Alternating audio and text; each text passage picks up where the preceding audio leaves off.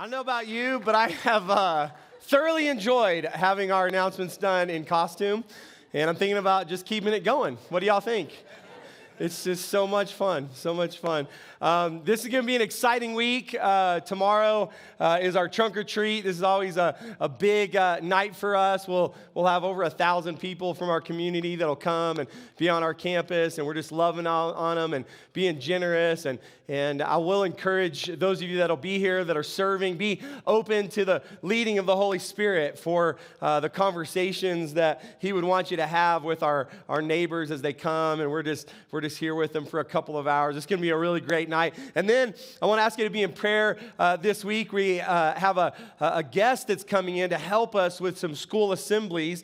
And it was kind of cool. Last Sunday night, I visited the football group. And if you're not in a life group, this is something that's big for us. We say this all the time. We say we don't do life alone. And one of the ways we live that out is in our life groups. And so I went to the football group. They were watching some football game, two teams playing. I don't know who they were. It didn't really matter. I went because they always have good food and because I like hanging out with my friends that are there. And so at halftime, they pause it and they take prayer requests. They pray for each other. And I said, hey, I have one. I said, we're trying to do school assemblies next week. And when we started, we got a lot of initial momentum, a lot of interest, and principals were open to the idea. I said, but it kind of hit a roadblock and we haven't been able to get through it. And so would y'all just pray? And so the group prayed. And we had 3 schools that had committed as of Sunday night. So we prayed on Sunday, and on Tuesday we went from 3 schools to 6 schools, which is pretty awesome. And so we'll be in 6 public schools this week doing 9 assemblies. Some of them are big enough that we have to do 2 assemblies to get the whole school through. So we'll be in 6 public schools this week, and I'm just really excited about that opportunity. And so if you'll be in prayer with us this week, we are on a mission to bring hope into the public schools here in Albuquerque. So it's going to be a really great week. So today is going to be fun. Actually, the next several weeks are going to be fun. We've been talking about generosity. We've been in this series called We Live with Open Hands. It's this image of how we want to live when it comes to the topic of generosity. And we've been saying this, and I hope you believe me. I'm not sure yet if you do or not, but generosity is really, it is about money, but it's about actually a whole lot more than just money. And so the next couple of weeks, I actually have some guests that are going to help me as we explore some different topics, all right? So that's why I have the little table and chairs up here this morning. And the idea is that for the next 5 weeks, I have friends that are going to help me so I can say to you, you don't just have to take my word for it, okay? You can also believe my friends that are going to come and talk to us today. And I'm really excited about today's guest. She's part of our church, and in fact, let me not. I'm going to introduce her in just a second. What I want to do is I want to ask you to pray with me, and you're like, I know we've already prayed a bunch today. I know, but you're in church. It's part of what we do, right? And let me tell you this today, as we talk about generosity, we're going to talk about how when you live with open hands, it helps you to overcome fear, worry, and anxiety. And let me just ask you a question. How many of you in your life have ever dealt with fear, worry, or anxiety? Any of you? How many of you would be bold enough to say, actually, I'm facing some fear, worry, and anxiety right now in my life? All right, that's this. You came on the right Sunday, I'm telling you. Today, our guest is going to help us. We're going to explore this topic. It's going to be so much fun. I can't wait. So what I'd love to do is I'd love to ask you to pray with me. Just prepare your heart, okay? If you're not there yet, worship probably got you moving in the right direction. But if you're not quite there, would you just take a minute right now and open your heart to what God wants to talk to you about today? Let's pray. Father, thank you for the opportunity to be together and to open your word and to listen. We're listening today for the voice of the Holy Spirit to help us today. And Lord, I pray specifically for those who lifted a hand and have a situation that is causing them to be anxious and worry and fearful. Today, Lord, we believe that your word has some promises that are going to help us to find freedom in those areas. And so we're opening our heart. We're listening for your voice. In Jesus' name we pray. And everyone said, Amen. Our guest today is part of our church, and some of you will know her story or maybe part of her story. But a couple of weeks ago, after actually the first Sunday we talked about living with open hands, she came running to me, literally, like across the room when I came down off of the stage and shared some things with me. And right then and there, I said, "You have to help me. You have to help me. You got to tell your story. More people need to hear this. It's going to be so helpful." And so today, would you help me welcome our very own Jen Weaver as she comes this morning to talk to me about living with open hands. Come on, Jen. Oh man, I'm so excited. We do not have snickerdoodles today. I'm sorry, Mitch. She makes really good snickerdoodles. That's why he said that. So, Jen, we're coming up on a milestone in your life, your family's life. November the 11th is a day that your family will never forget because it started you on this journey. And so I'll start it off this way. Here's what I remember. You and Eric were hosting a group, a life group in your home. We do a life group usually 1 or 2 times a year called Newbies. And it's for people who are new to Harvest. And so Lisa and I lead it, but we always look for a host home. And so you guys were hosting for us. We were a couple of weeks in and having a good time. And on the November the 11th, you text us and you said, "Hey, not feeling real good. Maybe we should cancel." And so it wasn't a big deal. We texted everyone and said, "Hey, Jen's not feeling good. No big deal. We'll meet next week." And we just kind of moved on. And that's where this story begins. So start there. Talk to me about like that night and kind of the next couple of days, and tell us your story, especially for those that don't know this part of your story. And I have notes just because squirrel brain can't always keep things in order. So, we were expecting life group. One of our kids had a cold for like a week and a half before that, but it was just a cold. And then her little sister was like, "Hey, I'm not feeling so great either." And we thought, "Oh no, she caught the cold." So we were just going to send him upstairs. Go on, be fine, no big deal, right? Not even worried. And then all of a sudden, I was whammied. And dizzy. All of a sudden, it was just like I'm weak and spacey. And so I told Eric, "You need to text Jason that we cannot do life group because this is not just a normal sickness." And within a couple of days, and even those first couple of days, we just thought, "Oh, this is just a really bad flu," because COVID denial, because nobody really wants to acknowledge that it's real and it's going to hit you. But it did. We all tested positive within that first week. But body aches, migraines, all of the fun stuff. And we just thought, okay, we're going to be fine. Yeah. No big deal. You weren't worried. No. Eric wasn't worried. We weren't worried. Those first couple of days, we were, texting and checking on you. And I think we brought some chicken noodle soup over. And it, just was like, at that point, 75% of the church had already had COVID. And so we weren't worried. None of us were worried. But things continued. Oh, yeah. Right? Tell us. Yeah. So, by day 9, November 20th, I'd lost 10 pounds. And, that would have been great had it not been that way because I couldn't eat. I couldn't keep anything down. I couldn't even leave the couch because I seriously felt so sore from head to toe. It was like somebody had beaten me up and thrown me in the trunk and taken me to a demolition derby. It was awful. And all of us were just super, super weak. But then I couldn't breathe. My nose was so congested. There was no getting any oxygen through my nose at all. And so I'm sitting there gasping, and it was just terrible. So Eric took me to the nearest ER, and he had to wheel me in because I was just too weak to walk. We got in there. They took my pulse. They took my oxygen, and I was 86%. So they put me on oxygen. They just kind of left me there for a little bit to see how I would do. And then I had to use the bathroom. They took me off the oxygen and walked me there. And by the time I got to the bathroom and out, I dropped down to 76%. And at that point, you're kind of seeing stars. You're getting a little bit of a black rim around your edges as you get lower into the 70s. And I thought it was going to keel over. So they were like, yeah, we're going to send you home with some oxygen. It'll be okay. And it wasn't until we got home that we looked at the report that they hand you, and I had COVID pneumonia. But they didn't tell me that in the hospital. I had no advice. We had no idea what to do about it other than just keep resting, stay on the oxygen, and hope to God it was going to be fine. But by 2 days later, that was on Sunday, by Tuesday night, I was not fine. No matter what we did, we cranked the oxygen as high as it would go, and I still couldn't even get to 86% this time. And we just knew, if we go back to that hospital, we're going to die. So because they literally ignored me for hours.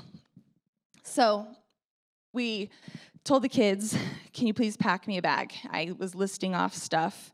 Of course, I'm gasping for air. I'm like, I need this, I need that, and this. And they're running around just packing everything they can think that I might need just in case. And of course, I'm thinking it's going to be another quick overnight stay. It's fine. It's no big deal. And we prayed really quick together. I gave my kids hugs. Eric took me to rest. They put me immediately on a baggie. It's like they gave me oxygen, cranked it up to 15 liters. I was on like 3 or 5, something like that from the first place. They were like, yeah, that's not enough. And then there's this bag attached to the face mask that supposedly gives you a whole lot more. Immediately, I was like, oh, okay, this is a miracle. And they're like, yeah, we're going to have to admit you. Hug your husband, and he's got to go. Wow. Yeah. So you're navigating this, tons of unknown. Oh, yeah. Every answer you are getting is more and more scary. And they're now admitting you, say goodbye. I mean, as I remember as we were talking through this story, this was a point where, now there's concern. Yeah. Now there's some fear. Oh, yeah. Right? Because, I'm still thinking, I've got oxygen. This is fabulous. They're going to give me something, and I'm just going to go home tomorrow, and I'm going to be great.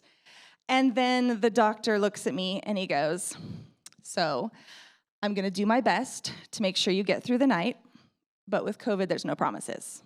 Wow. So I want to back up.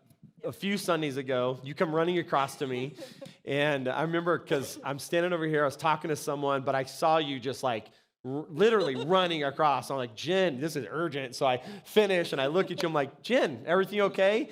And you said something to the effect of, Pastor, generosity or living with open hands saved my life. Yeah. And I'm like, tell me about this. And so you start telling me, and that's when I said, we've got to talk about this. Because to be honest, like, we walked through this with you and Eric and the girls. Like, we were with you and checking on you and stopped by the house. But like, there's parts of this story. This is one of them. I never knew. I never knew this part of the story. So tell us this part of the story, because this is a turning point in this idea that living with open hands helps us overcome our fear and worry and anxiety. So it saved your life. Tell me about it.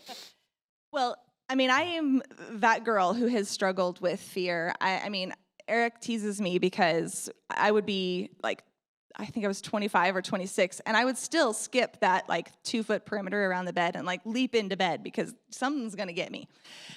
So fear and I were friends for a long time. Anxiety, depression, worry, a lot of that stuff is a very big part of my story.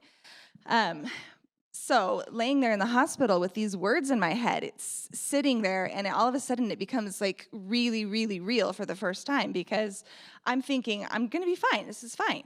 And then he's like, hopefully you'll make it through the night. What? And so I'm just laying there, and all of a sudden God just brings pictures to my mind, because I don't even think Jason knows how often he uses that phrase, living with open hands.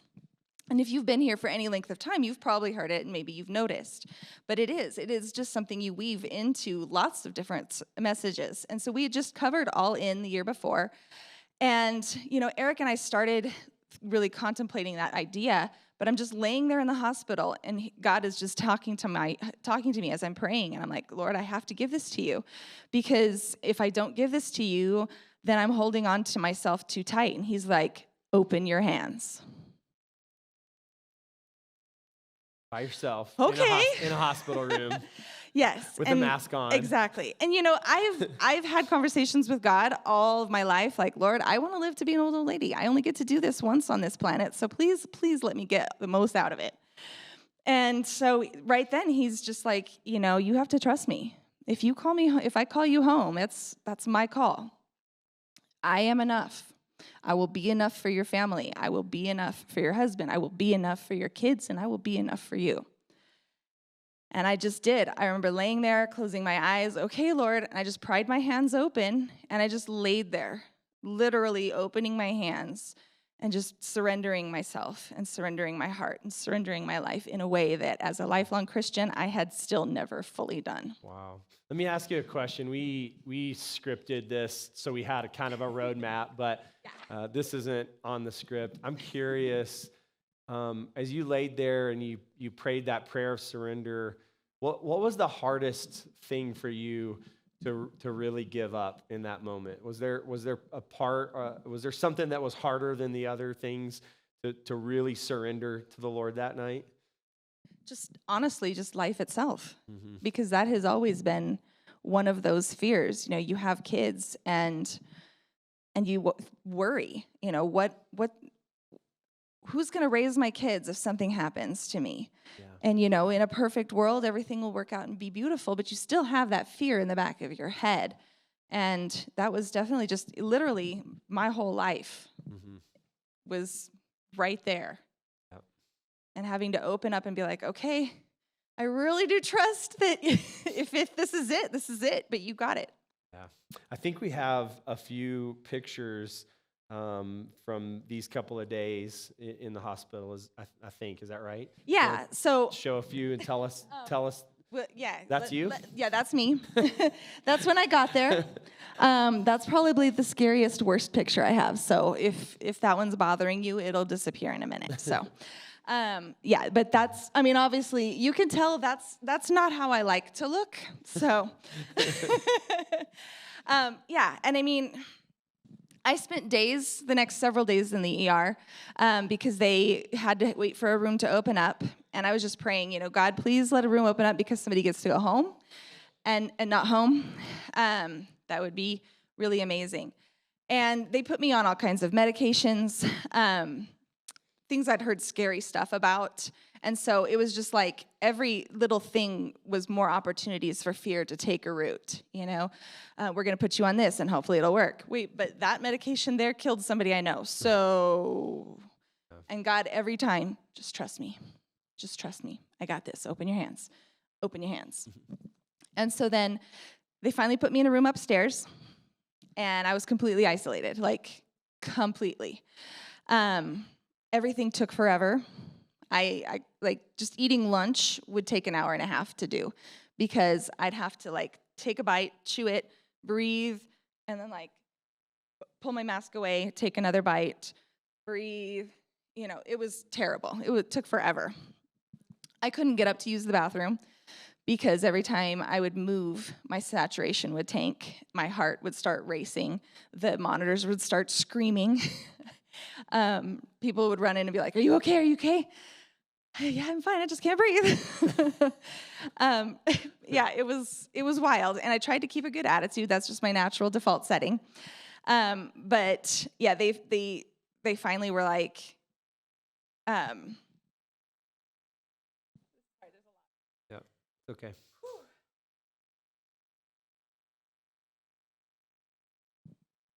Anyway, basically the point is that I was there doing all of this, trying to keep a good attitude alone, while the enemy was just pouring lies and fear.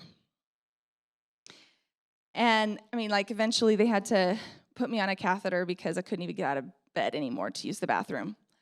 And that was awful, being in there alone, trying to text my family and let them know I'm sending them stupid, goofy pictures, making the most ridiculous faces in them, just so that they would know that, yeah, yeah, that day.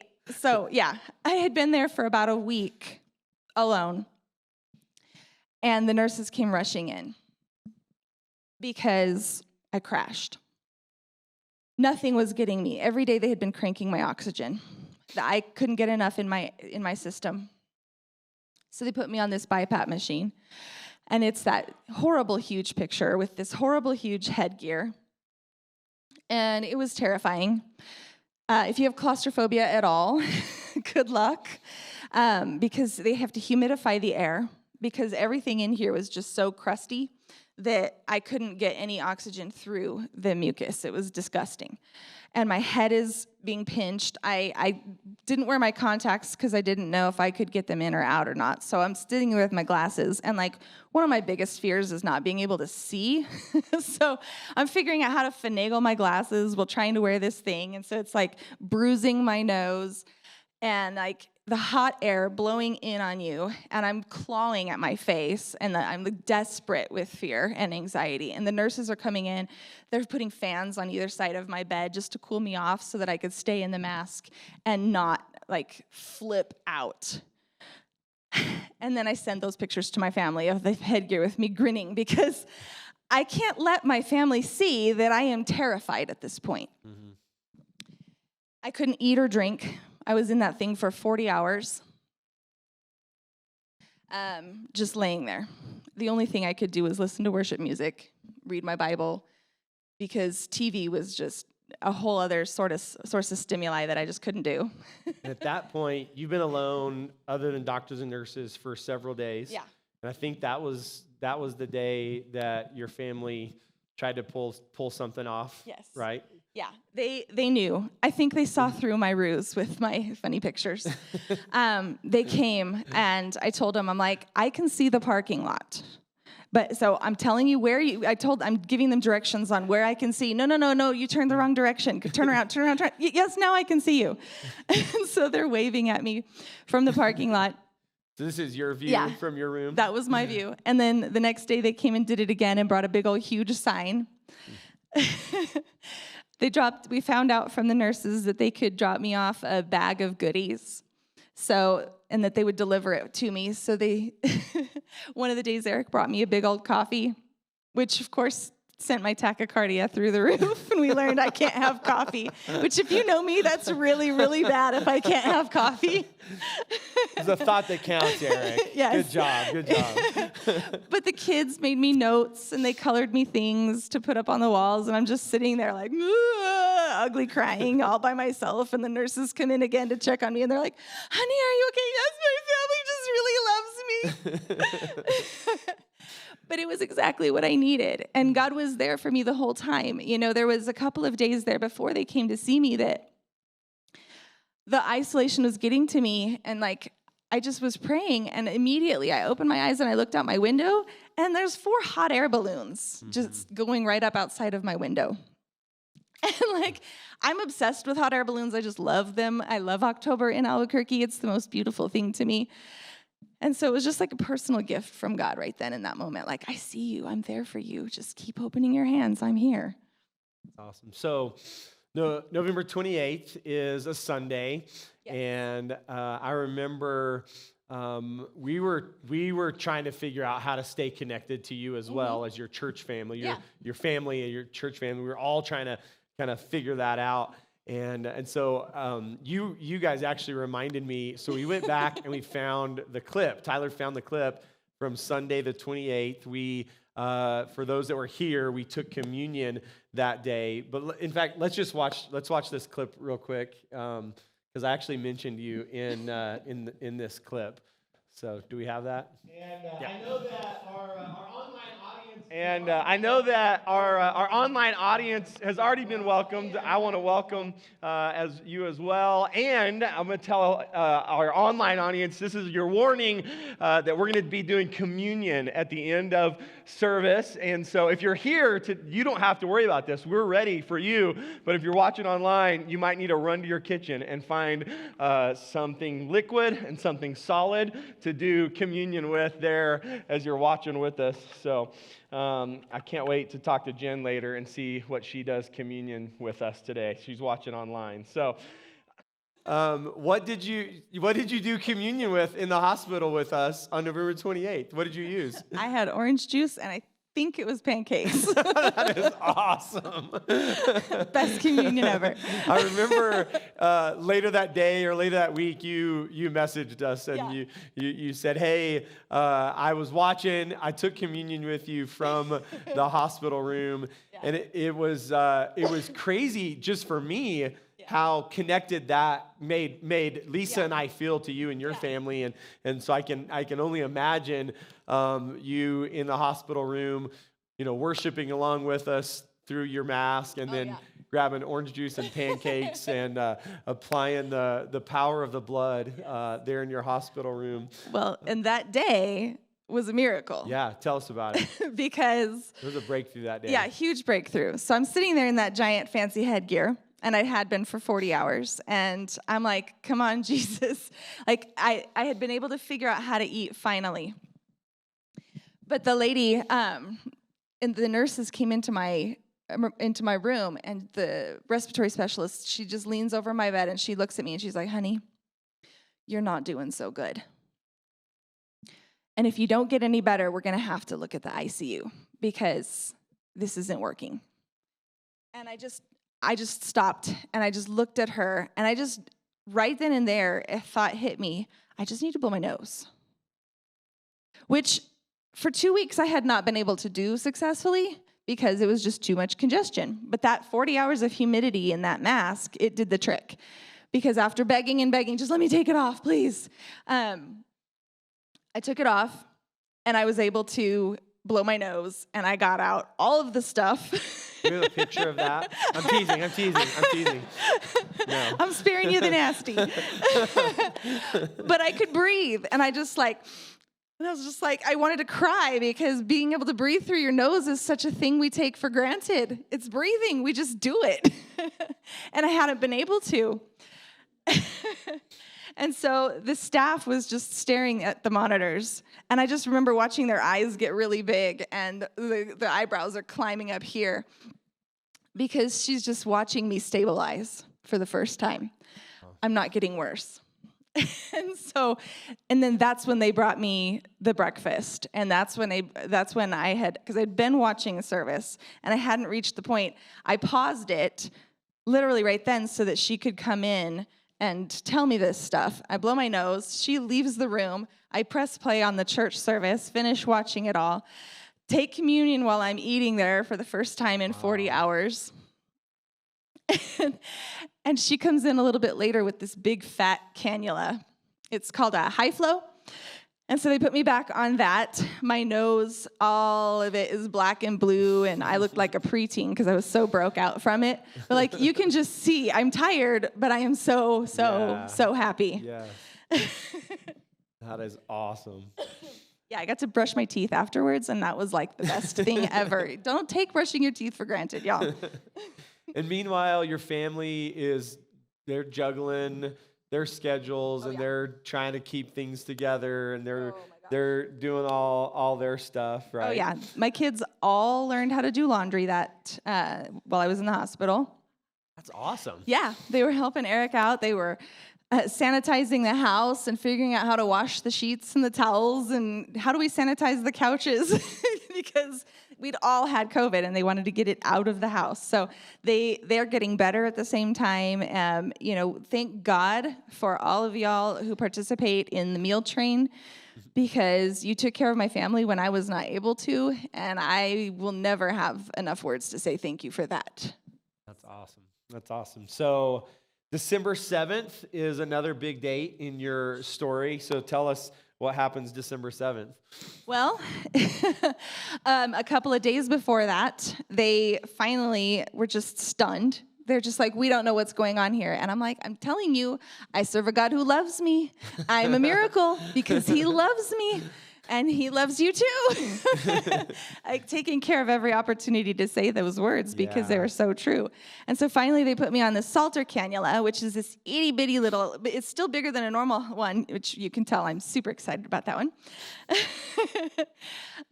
And so they finally were able to ease back the flow. And they were like, if you can stay on this and not desaturate when you move around, they took out the catheter, and they're like, when you go to the potty, if you don't drop that much, maybe you can go home. And so I'm just like, please, Jesus, please, Jesus. So I'm sitting there wearing that, and I'm able to do all of those things. And they're finally starting to talk going home. And so then December 7th, boom, baby, I got to go home. Awesome. It was amazing. That's huge. Yeah. So that day, I got to hug my husband and my kids for the first time in 13 days. 13 days without a hug really is not fun.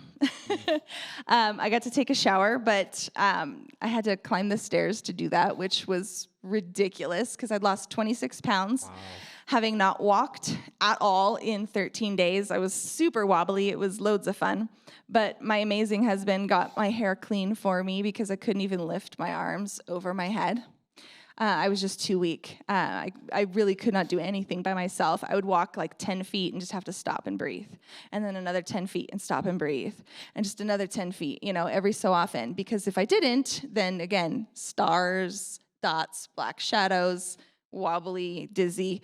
It was a miracle to go home, but the battle was definitely not over. You had a long ways to go. Very. So your family makes some adjustments. You have a 2-story house, so they make a pallet in the living room, and I think for 20 or so days, you more or less lived kind of in the living room, like that area. You just kind of stayed there. Oh, I lived downstairs until March. Okay, till March, a lot longer. Yeah, I could go upstairs maybe every 3 or 4 days to take a shower. Yeah, so I remember it was about this time. I stopped by once, and Lisa stopped by a separate time, and we both had a very similar experience. And essentially, we stopped by, and you were so starved for company that you didn't want us to leave. You were so excited, and you were just talking. But while you were talking, we were pretty sure we were going to kill you. Like it felt like Lisa called me. She goes, I hope I didn't just kill Jen. I'm like, what do you mean? And she's like, she wouldn't let me leave. She kept talking, but she also couldn't breathe. Like it was kind of a funny moment. And then Christmas is coming. Yeah. Okay, so tell us about this Christmas, because you'll never have another Christmas like this. Yeah. So this was like the first Christmas. Yeah, you can see my pallet. We're sitting there. I ordered a tree because we'd been wanting a new tree. And I thought, why do I keep putting it off just because it's expensive? I want this tall, skinny tree. I'm just going to get the tall, skinny tree. I almost died. I deserve a tall, skinny tree. All right. So I ordered it, and Eric and the kids put it together, and they're sitting there putting the ornaments on it. And I'm like, move that one to the left. I'm ordering Christmas presents online. Eric, what do you think about this one? Should we get this one for so-and-so? And we literally are just dropping stuff into the cart everywhere because I couldn't leave. I barely could get up to go to the bathroom, so there was no way I was going to be going shopping. And I'm not going to put my family through that torture either, considering that they have been through this, maybe not right by my side, but they were with me the whole time. So it was wild. Yeah. So about this time, I stopped by the house, and I brought some Gatorades and talked to Eric for a few minutes. And I was trying to keep in touch with Eric and not bother you, and but also like know what's going on. And I remember that day, Eric had a prayer request. He said, Pastor, Jen needs to see a pulmonologist, but we can't find one. They're booked months out, and we're just having the hardest time. And I remember, saying, hey, we're going to pray. Yeah. And this is just how I do. I'm like, I'm going to pray, but I'm also going to call everybody I know. And all the pulmonologists I know, which is 0. And so I remember leaving, and I started calling people who I thought might know a pulmonologist, right? I knew I didn't know one, but I was like, and this is just how, I'm like, I'm going to pray, but I'm also going to like beat down every door. We're finding you a pulmonologist, right? And so we went to work, but a lot of people went to work, and one of them was Eric called his dad's. Your father-in-law goes to work, and this is another. So this whole story, if you're not, I'm sure you're feeling it. It's high and then low and then high and then low and then high and then it's a roller coaster, right? So Absolutely. Tell us about this one. So my father-in-law is amazing. And he got in touch with a nurse that he still keeps in touch with from the cancer center. And he tells her what we need. And she goes, well, let me call over the pulmonology side. And I kid you not, she calls him back and says, we've got a cancellation and we can fit her in because we just had that cancellation 2 minutes ago before I called. Wow. They can fit you in 2 days. So awesome. It was wild. So we get there, and then I was able to walk in. This is 1 month to the day of being released from the hospital. I walked in without a wheelchair, which was a huge victory. And then they were like, okay, we need you to do a 6-minute walk test. Literally walking for 6 minutes on oxygen, and every few feet when I start to drop too low, they crank it up so that they can tell you how much oxygen you actually need. So I do that. I'm exhausted by this time. I'm like, can I please just go take a 3-hour nap and come back? That'd be great. Mm-hmm. And she walks me into this room, and there's this giant plastic coffin standing on its end, is what it felt like. And I had a full-blown panic attack moment in that minute. And I say full-blown panic attack, but even then it's not really fully panic attack because I've had those before and it was different. Because there's, I don't know if you know this, there's the spiritual and mental side of anxiety, and then there's also the biological component. The biological component is very easily treated with medications and things like that. It's two separate animals. It really, really is. And I know this because in that hospital room, when I'm laying there, surrendering to Christ, again, he took the anxiety out of me. Wow. It was gone. All I dealt with in the hospital was the biological component because while my heart is racing and while I'm feeling like I'm breathing shallow, in my head and in my spirit, I know it's not the same. I know he's got me. I know he's walking me through it. I know that. So there was a peace under the anxiety. So I'm having this panic attack like, oh, and I just feel like, okay, no, I'm going to do this. Lord, you're going to have to help me get through this because this coffin is going to kill me. But I got through it because I couldn't see the doctor without doing it. So we got into the doctor's office, and he's reviewing all of the results of the test, and he was just like, yeah, you're at about 38% lung function and capacity. 38%. 38%. And he looked at Eric and I, and he said, worst case right now, if you don't get any better, we're looking at a lung transplant in your future. Wow. We basically didn't hear much of anything after that because how can you? Yeah. But he said, just keep moving, move around, put on the oxygen, wear it all the time, crank that baby up. It does not matter how high you have to crank it. How much oxygen you need does not matter. Move. So I moved. Yeah. I remember Eric calling and telling me, and my memory, that was one of the most frustrating moments that I remember with Eric, because it was just like, there are no answers. And now they're talking about a lung transplant. Yeah. But that moment didn't last long. Like, you both just kind of said, we're going to do everything. We're going to keep doing what we can do. We're going to keep trusting the Lord. Yes. And so you're doing laps in your living room. You're doing stair climbs when you can. You're still on the oxygen. Yeah. And then February, we're just keeping the story moving. February 20th was your first Sunday back at church. Yes. We were super excited. You actually texted us that week. You said we're coming back, and tell me what you remember about coming back that first Sunday. I remember being excited, like ridiculously excited. I am an ambivert, so I'm kind of extroverted, but then I get really tired like an introvert. And so I was just ready. I was like, Tigger is coming to visit Harvest. And then they sing, I'm going to see a victory. And I had not heard that song before.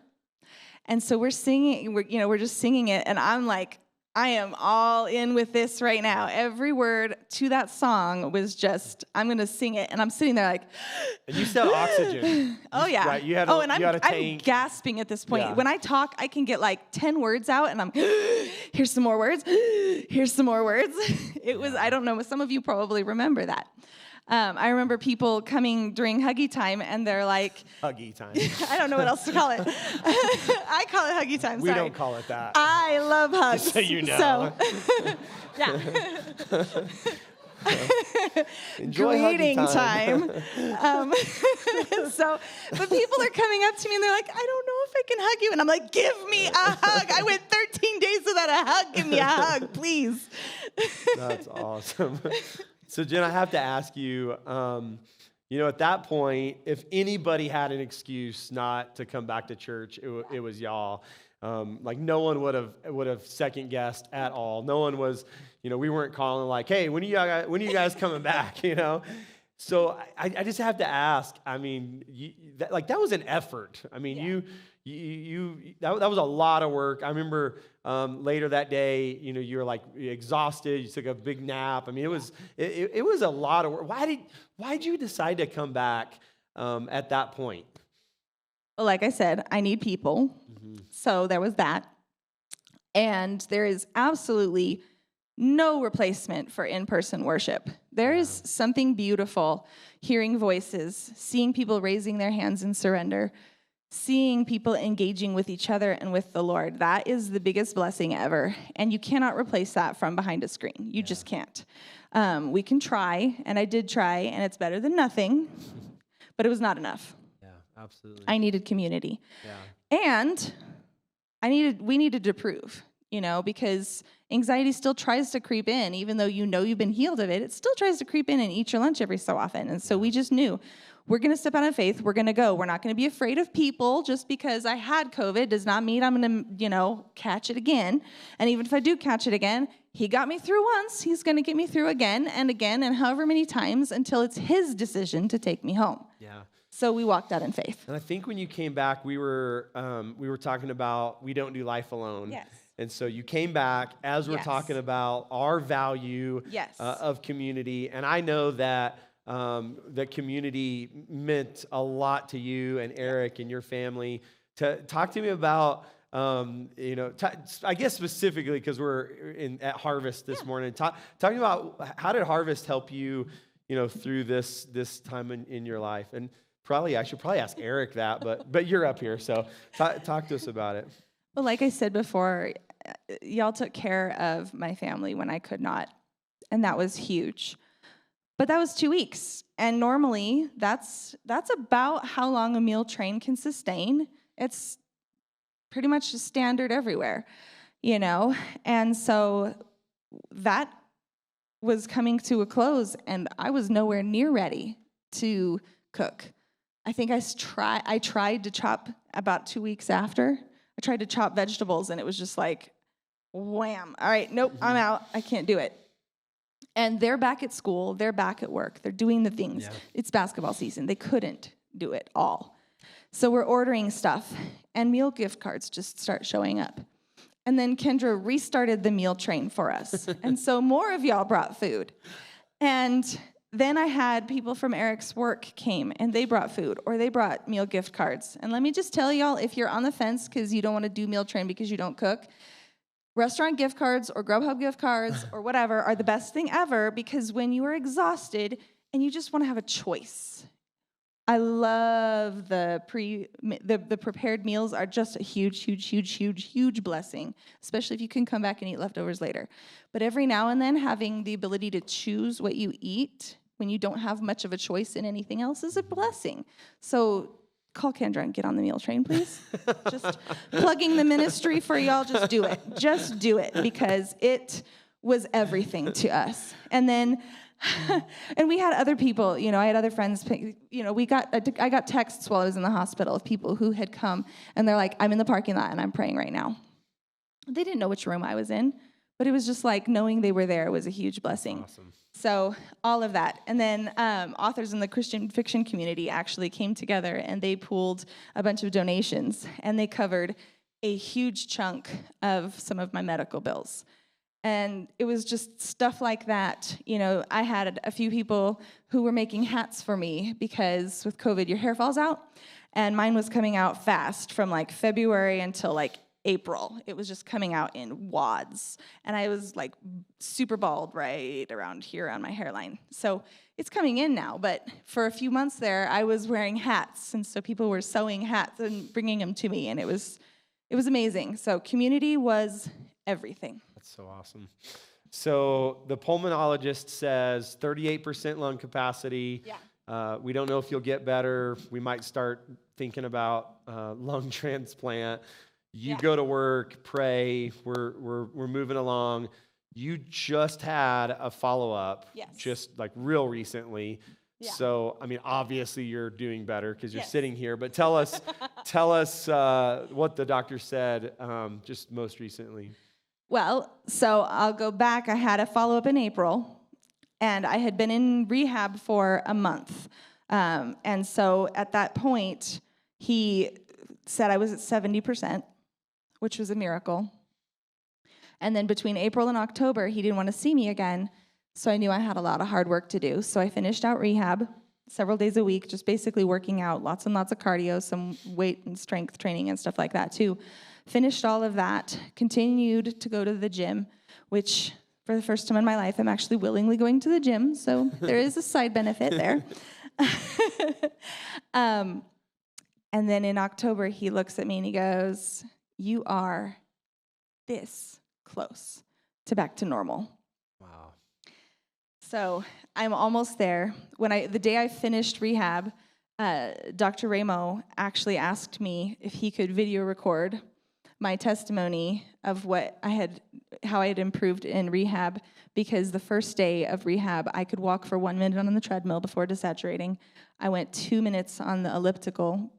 I think I did like 5 minutes on the bike before I was dying, and all of this was on significant amounts of oxygen. A few months later, when I finished rehab, I showed an 800% improvement. I was able to do like 30 or 40 minutes on the elliptical with minimal oxygen. I could go however much I wanted on the bike without a whole lot of oxygen. I was doing all of those things that there was no way I could have done just 3 or 4 or 5 months ago before that. So it was pretty amazing. That's awesome. So I have a text message. They might have a screenshot of this. And it's kind of funny because this is the last text message is you telling us, "Hey, I'm sorry. This is back when you had to cancel the life group," and then the next text message is in July 18th, and that Sunday I mentioned Run for the Light. And you text and said, "Giving you a heads up now, I'm gonna want the details on Run for the Light. I'm in." And I remember Lisa and I are at lunch after church, and I get this text, and I'm like, "Lisa, you will not believe who the very first person to text me about Run for the Light is. Jen Weaver. Jen, still recovering from COVID, Weaver. Jen, oxygen tank. I was just like freaking out. I mean, it was absolutely amazing. And so in September, you did it. I call it Run for the Light, and you were like, "Well, I kind of walked it, but who cares? Check it out." Check it out. You did the full 5K. I did the full 5K. I went ahead and preemptively wore my oxygen because I didn't want to have to use my handy-dandy monitor like every 5 seconds. But when I went to see the doctor in October, I told him that I had walked the 5K, and he said, "Awesome. When are you going to do another one?" And he said, and I asked him about it, and he goes, "So feel free. The next time you're at the gym from now on, if you want to train for another 5K, do another 5K. You don't need the oxygen anymore." So you're going to do another 5K, or what's I will probably the plan? walk another 5K because I'm not going to run unless something's chasing me. But we could lose something to chase you. I'm just saying, So you did the 5K, and then we just started a life group called Parents Who Pickleball, and you and Eric have been coming out and playing pickleball as well. I'm telling you, this really is just a miracle story. Yeah. And this is where I want to end. And then I want to pray for those that are fighting fear and worry and anxiety. So, you said to me, the physical, healing, the miracle is not even the best part. Like obviously that we had to tell that story because that's part of it. But you said that's not the best part. So tell me what you mean by that. What is the best part of this miracle story? So knowing that I have a testimony now, that I can, every time I open my hand and I look at the palm of my hand, I can be there in that moment. And I can say, God saved my life. But he didn't just save my life. He took that lifelong struggle with fear and anxiety, and he yanked it out of me, and he filled me back up with himself. And he is with me. He walks with me every minute. So now when somebody's like, aren't you afraid of getting it again? I'm like, no. Why not? Because God healed me, and I know he'll do it again, and if he doesn't, I'm okay. Yeah. It literally doesn't compute anymore. I cannot understand how to fear and be afraid anymore. And that is the weirdest thing I ever thought I would say. It is bizarre. But I literally can't compute it anymore. And freedom like that is something I've never understood. And I have been a Christian my entire life. Wow. It's awesome. So you said something to me about that you say yes to everything now. Yes. So when you started preaching on All In a couple of years ago, Eric and I looked at each other at that point and we were like, we've been holding back. We've been holding back our involvement. We've been holding back ourselves. We have been in our little bubble, not really trying to make friends, not really trying to get involved in church. We're just warming our seats, and we just need to stop doing that. So we started going all in during All In, but it was like wearing training wheels. You know, we're just kind of like, okay, we'll say yes. And now that I'm better and I am capable of doing the things that we weren't sure I would ever get to do, it's like we're just going to say yes to everything and trust that God's going to give us the resources to make it happen, whether it's generosity with our money or generosity with our time, generosity with our spirits, with who I am as a human being. If there's something I can impart to another person, I want to do that because I really am all in now. That is so awesome. Wow. What a great story. Did you enjoy this today? Oh my goodness. Jen, thank you so much. Worship team, why don't you come back up and help me? And I think we're actually going to sing, I'm going to see a victory. Is that right? Is that right? Okay. All right. Church, why don't you stand with me this morning? Did you enjoy hearing this testimony? So awesome. So here's what we're going to do. We took a little extra time. By the way, Eric and Jen and girls and family, and thank y'all for being here today. We're so honored to just be able to walk with you and your family through this time. So I asked earlier, oh, shoot, Jen, come back up here. I got this is a gift for you for completing Run for the Light 5K, all right? Everyone else, we knew they'd finish. We didn't know if you'd finish, so that's for you. It's been so many times I'm like, we're going to kill her. Oh, my gosh. So we asked earlier, we said, hey, how many of you have ever battled, fear, worry, anxiety, and I don't know, 85% of the room raised their hands. And then I went out on a limb. I said, how many of you would say you're facing something right now? And there was quite a number of you. And I just really, I felt pretty strongly a few weeks ago as Jen ran to me and she said, living with open hands saved my life. I'm like, oh, we gotta help save some more lives. We gotta help some people to overcome the fear, the worry, the anxiety that you might be facing. And so what we're going to do is we're going to sing this song that gave Jen and her family so much hope.